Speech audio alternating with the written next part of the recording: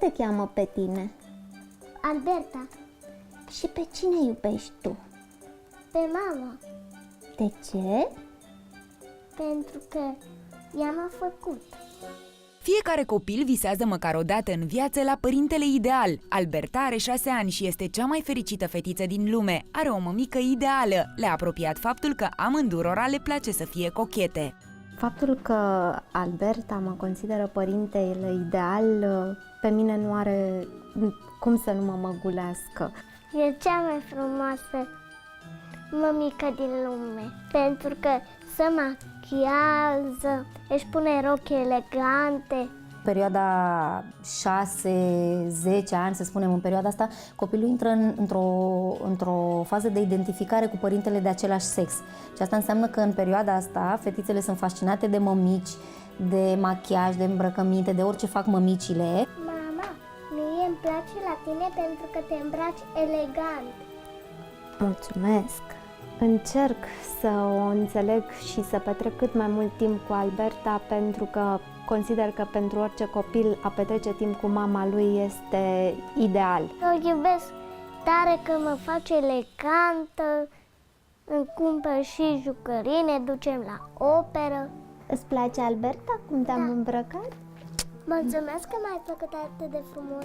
Din punct de vedere al teoriilor și al cercetărilor psihologice, nu există un părinte ideal. Există un concept în engleză care se numește good enough parent, adică un părinte destul de bun. Și ce înseamnă asta? Înseamnă un părinte care reușește să găsească un echilibru între, de exemplu, permisivitate și interdicție. Nu tot timpul sunt părintele ideal. Sunt momente, și zic eu, cel puțin de 2 ori pe zi, în care nu mai sunt părintele ideal. Alberta nu poate sta nicio clipă supărată pe mama, așa că a găsit cea mai bună variantă de împăcare. Împăcare fără nicio supărare.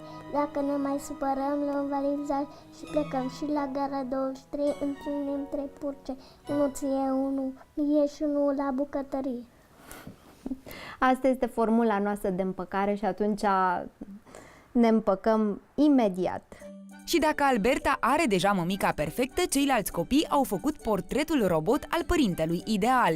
Părintele ideal ar fi dacă s-ar juca cu mine, să nu mai țipe la mine dacă găsesc un pic la teme, să-mi cumpere Lego, să-mi dea de mâncare, să se joace șah cu mine.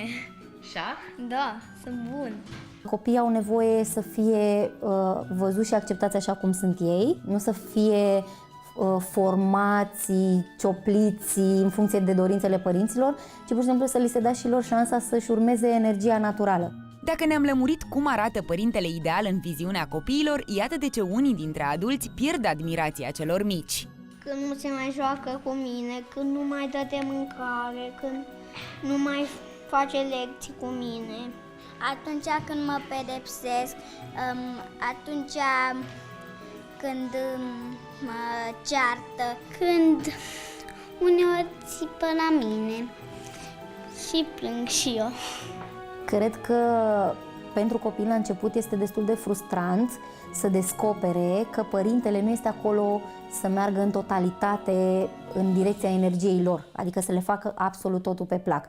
În momentul în care ei descoperă că părintele are și datoria de a pune limite și de a-l proteja, prima reacție nu este una de încântare maximă. Dragi părinți, dacă vreți să candidați la postul de părinte ideal, trebuie să ne cumpărați de toate, să aveți grijă de noi și să fiți verzi